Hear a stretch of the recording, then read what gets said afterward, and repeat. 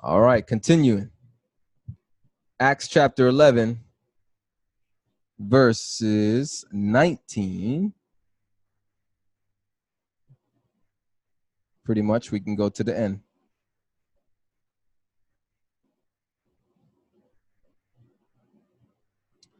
Verse 19. It says, they, therefore, who were scattered abroad by the oppression that arose about Stephen, traveled as far as Phoenicia, Cyprus, and Antioch, speaking the word to no one except the Yahudim only. There were Israelites who got scattered after Stephen's death, after he was stoned to death, after rebuking the Israelite leaders. He rebuked them harshly and then got stoned to death. And that anger of what Stephen said caused a big oppression and persecution. And so a lot of the believers who were scattered from Israel, I believe, that's where Stephen was, if I'm not mistaken, in Jerusalem. So everybody that was scattered everywhere else, they went around speaking the word to Israelites only. That's so important. There is definitely a protocol. There is an agenda. Yahusha told his disciples to go to the lost sheep of the house of Israel first. Do not go to the Samaritans. Do not go to the Gentiles. However, we see Yahusha ministering to Gentiles and Samaritans and Canaanite women in the Gospels. We see that. So it's not like he's saying don't go to them at all. He's just saying the priority is the Israelites. Why? Because Israel is God's chosen people. It has never changed. That has never changed. Dispensation theology from Christianity and replacement theology is demonic. It's heresy. It's wrong. It's erroneous. Okay? It's just not, it's horrible doctrine. And that is what quenches the power of the gospel in Christianity. Those two theologies. Okay? Israel is still Israel. Gentiles still need to be grafted into Israel. God's holy people, a kingdom of priests, that whole term, a kingdom of priests and a set apart peculiar people, that's from the Torah. That's not just from the New Testament. That's a quotation from the Torah. His people is still his people. And Gentiles, it has always been part of the plan that all the families of the earth, all the Gentiles of the earth, all the rest of the nations of the world would be blessed through the seed of Abraham, which was an Israelite, because the Messiah comes from Abraham, Isaac, Jacob, which his name was changed to Israel, and then Judah and David, and on and on. His lineage comes from the Israelite seed. Got something, Milo? And you mentioned, from the side of Christianity, right, that dispensationalism, but also now in the side of those who are, recognizing their roots as being Israelites, are shunning and kicking Gentiles out. Now they're acting like the circumcision party. It's literally, there's nothing new under the sun. And now, as he loves that verse, there's nothing new under the sun, because now people are they're finding their roots, which praise Yahuwah for that. Waking up, I need to obey the Torah. Great. I need to keep the commands. I need to actually walk as Messiah walked through his strength. Mm-hmm. But then they nullify the blood for the rest of the world and do it all on phenotypes or whatever it is. And they lose out, or they literally go around like the Pharisees and making people twice the sons of hell instead of actually sons of Yahuwah. And it's a shame. So it goes on both sides, where there's that lack of balance of Israel is Yahuwah's chosen people, has been, always will be, point blank, period. He made a covenant and he's not one to change his covenant, but we can be grafted in. And there's now those who are saying they're Israelites and kicking those who have been grafted in out. That's because those racist groups are Bloods, Crips. Matter of fact, no, they're worse, because even Bloods and Crips aren't even racist. They allow white people into their groups. They're Black Panthers, okay? They are Black Panthers disguised as Israelites. A lot of these men are people who came up with this religion in prison. Gangsters, mobsters. Some of them are Freemasons. Do not fall for it. The IUIC and all these other Israel and Christ United groups, these are not true Israelites. These are imposters. They're racist. They're not scriptural. They're not sound in their teaching. They have some truth with a lot of poison. So don't listen to these groups. Verse 19. So they therefore who were scattered abroad, right? They went to the Yahudim only. Okay, verse 20. But there were some of them, so there was a small group, a remnant, men of Cyprus and Cyrene, who, when they had come to Antioch, spoke to the Hellenists, preaching the Lord Yahusha. Hellenist, someone who keeps Greek customs and culture. Okay. No, it's not just the I renege on that statement I made a few videos ago that Hellenists were Jews who embraced the culture. No, Hellenists were literally Greeks first, and then they influenced some of the Jews. Okay. But so here it sounds like, obviously by the structure of these two verses, it sounds like you have majority of the group going to Yahudim, physical Israelites only, and then you have a small portion of the group of Israelites going also to Gentiles, okay, the Hellenists. So I renege on that one statement I made a few videos ago.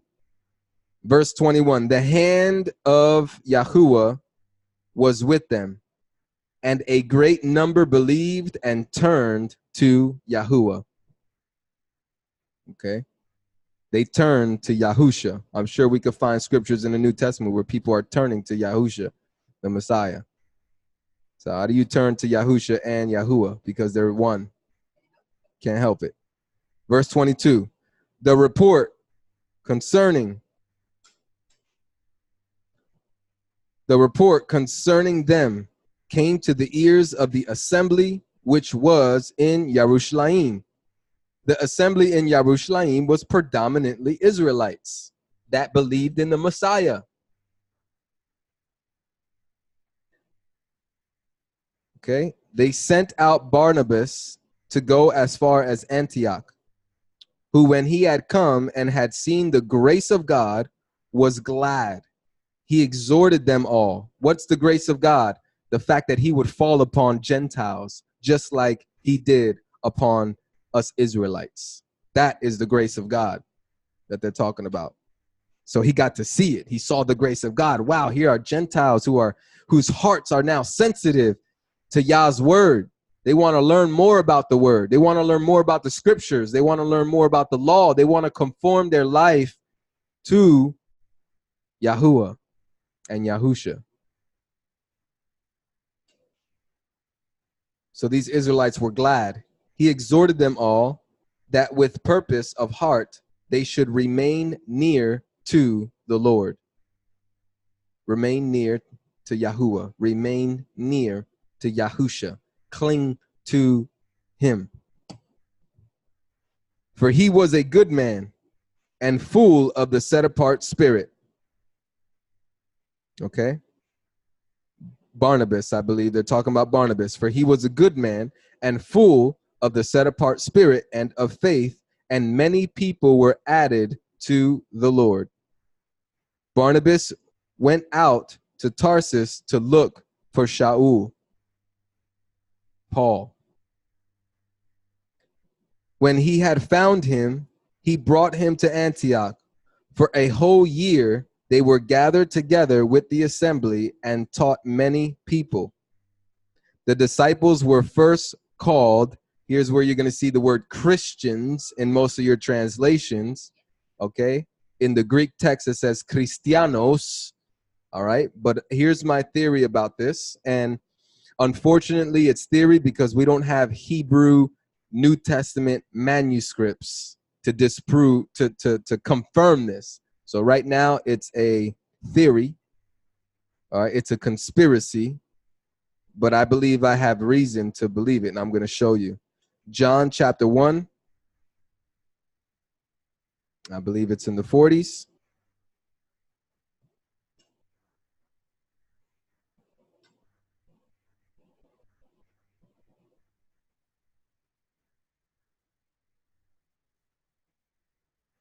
Let me do a search for it. Pause.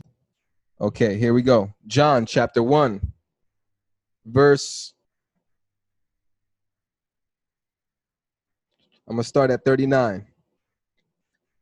It says, he said to them, come and see.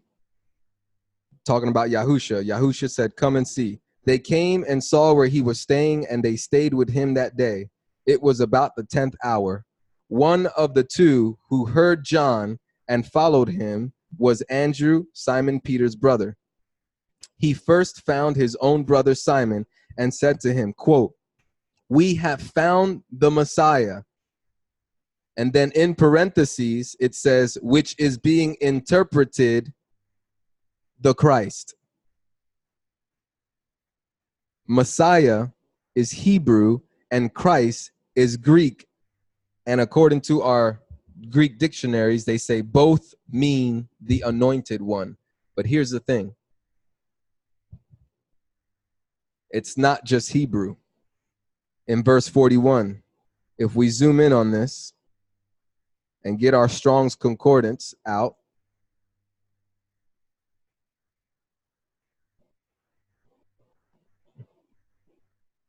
we will see that this word here, Messiah, in John 1:41 is G33:23.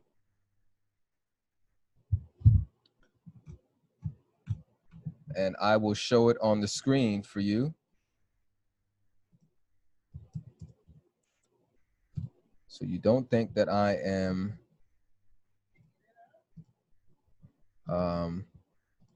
trying to, what do you call, bamboozle you or swindle you.com. I'm not trying to swindle you. This is legit. John chapter 1, verse 41. This is right in the, I love John because John is the only one that shares this. And it's right in the first chapter. In other words, they're letting you know, whoever the translators were, I don't know if it was the translators that did this or if it was John himself. I really want to believe it's the translators. That's my conspiracy. It's the translators that put this in here. Okay? John 1:41. They're letting you know that from this place forward, you're going to see the word Christ instead of Messiah. But John 1:41, we zoom in on this. Look for this word Messiah. It's G33:23. G33:23. Look at how it's pronounced. Messiah. Hebrew origin, H499, which is the Hebrew word Mashiach. So what does this mean to me? What does this mean? This means that you already have a perfect transliteration of a word from Hebrew to Greek.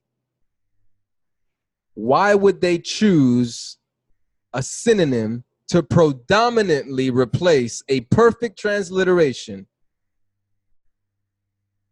Why would they choose another word if they already have a perfect transliteration? Here's the conspiracy. The word Christos is from the Greek language, which most Greek people were into Greek mythology and the worship of other gods. They used the word Christos for their gods and their kings. So to conform to the Gentiles and to make it more palatable and easier to embrace, I believe they used a word that they are more comfortable with. Not that it was the right thing to do, but that it was a choice. And this is why this word Christianos, Christians, shows up in this particular verse of Acts 11. But I believe, first of all, we've been reading so far in this chapter, so this isn't far-fetched, because in its own chapter, we see that the majority of the Israelites were going to their own people first to preach the gospel of Yahusha. if they went to their own people first, wouldn't they have been speaking their primary language, which was Hebrew, instead of Greek? I'm a Puerto Rican. If I wanted to speak to my Puerto Rican a message that is important and that I want them to be the first inheritors to receive this information before I let anybody else receive it, don't you think I would speak to them in the language that we all have in common that Americans can't understand? Would make sense. The letters I would write to them would be in Spanish. Audio tapes, Spanish. Videos, Spanish. When I go to them, to their assemblies, I will speak to them in Spanish. Okay? And then English. Obviously, we live in America, so a lot of us Puerto Ricans, we speak English and Spanish, and we live in a time where in Puerto Rico, they teach English in their schools as a secondary language. Okay? But if I'm near Puerto Rico, I'm going to be speaking predominantly Spanish. So if you're in Jerusalem, you're going to be speaking predominantly Hebrew. And then some Greek, because obviously the Roman Empire and the Greek and all that is over them. They have authority over them. Their empires is pretty much dominating in that time. So I'm not saying nobody spoke Greek, but what I'm saying is the primary language was Hebrew. Okay? That's my point. And look at this word here, Messias. This word shows up in the New Testament. How many times? 2 times. Sad. John 1:41 and John chapter 4, verse 25. And look, it does it again. The woman says unto him, I know that Messias. I know that Messias comes, which is called the Christ. When he is come, he will tell us all things. You see, the writer of John or the translators, I believe it's the translators who are saying, oh, I'm going to translate this Messiah's word, but I'm going to let you know it's also called the Christ. All right, so that's where the confusion comes. I am not a Christian. I do not proclaim that title any longer, because Christianity as a whole, number one, again, I think there's a perfect word for the Hebrew word Moshiach, which is the Greek word Messias, which in English would be Messiah. That's going to be the word that I predominantly use. Christianity likes to use the word Christ and Christian. That's not the only thing that bothers me. What also bothers me is that Christianity as a whole teaches that the law of Moses is done away with, and we do not have to obey the law of Moses.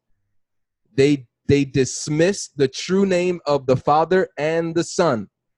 Some churches will at least embrace Yahweh or Jehovah, some sort of Hebrew name to the Father, but none of them will embrace Yahusha, or definitely not Yahusha. Most of them will go as far as Yeshua, okay, the Jewish way, okay, which is not very accurate. But most of them will let you know, we're not letting go of the name Jesus. I don't care what you tell us. Jesus is his name. They won't let it go. So predominantly Christianity is lawless, in the sense of not lawless 100%. They keep a lot of the law of Moses, more than they think, and more than some of us think. Okay, there's a small portion of God's law that they dismiss because they think it's ceremonial and all this other stuff. Okay, it's bad teaching. And again, like I said, it's dispensation theology and replacement theology that does damage to this understanding. This is why I do not proclaim to be Christian, because Christians are not Torah observant. Okay, they're not Torah observant 100%. They're Torah observant 75%.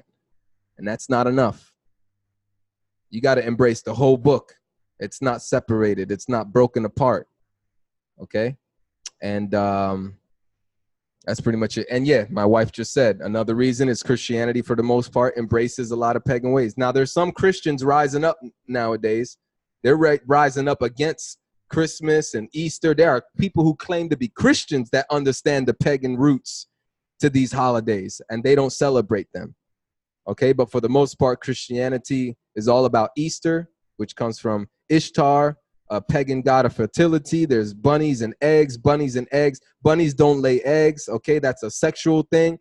Then they dye the eggs. That came from, the blood of aborted babies, dyeing the eggs with the blood of aborted babies. I mean, so a lot of us, and I know a lot of people who celebrate Easter aren't thinking about these things when they do it, but you're participating. You're kind of guilty by association. You're associating yourself with something that has pagan worshiping roots to it, as a holiday, as a day that is holy, set apart. Okay, Easter should be replaced with what it's supposed to be replaced with, which is Passover. We should be using the words Passover and unleavened bread. Christians don't celebrate Passover and unleavened bread. They celebrate Easter, which has nothing to do with the scriptures. Okay? And Resurrection Sunday, they come up with their own holiday. In Christmas, the day they think that Messiah was born, that's not in scripture. And then it's attached to all this trees and cutting down a tree against Jeremiah chapter 10. Jeremiah chapter 10 tells us not to cut down a tree and bring it into your house and decorate it with silver and gold. Nail it up so it can stay up. It's like perfect depiction of what happens on Christmas. All right, so anyway, this is why I say I'm not a Christian. But let's go back to Acts chapter 11. Yep. Verse 26. 11 verse 26. When he had found him, he brought him to Antioch. For a whole year, they were gathered together with the assembly and taught many people. The disciples were first called Messianics in Antioch. Okay, I'm sticking with Messianics. But even that word Messianic has a stigma to it that I don't embrace. There are Messianics who believe that Gentiles don't need to observe the Torah. Only the Jews do. The Jewish people. Bluish, blackish, reddish. Okay, the Jewish. I don't really believe that those people are 100% authentic. So that's, again, a stigma of the Messianic community that I don't want on me. I'm not that kind of Messianic. I believe Gentiles need to observe the Torah just as much as the Israelites. Okay. I use the name Yahusha. Most Messianics use Yahweh or Yahovah. I use Yahuwah without an apology. Okay. Most Messianics use Yeshua. I use Yahusha without apology. So I don't really fit in the Messianic box, as far as the predominant stigma or the identification of what a Messianic is today. But that is one of the terms that I will call myself because I see that it's scriptural. Verse 27. Now in these days, prophets came down from Jerusalem to Antioch. One of them, named Agabus, stood up and indicated by the Spirit that there should be a great famine all over the world, which also happened in the days of Claudius. As any of the disciples had plenty, each determined to send relief to the brothers who lived in Yahuda, which they also did, sending it to the elders by the hands of Barnabas and Saul.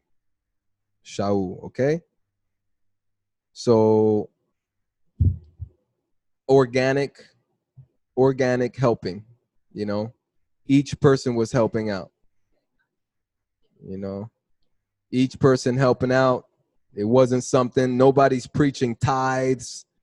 Nobody's teaching tithes in the New Testament. This is another thing. Christianity, they say that the Old Testament is done away with, that the law of Moses is done away with, but they embrace tithing, which is in the law of Moses only.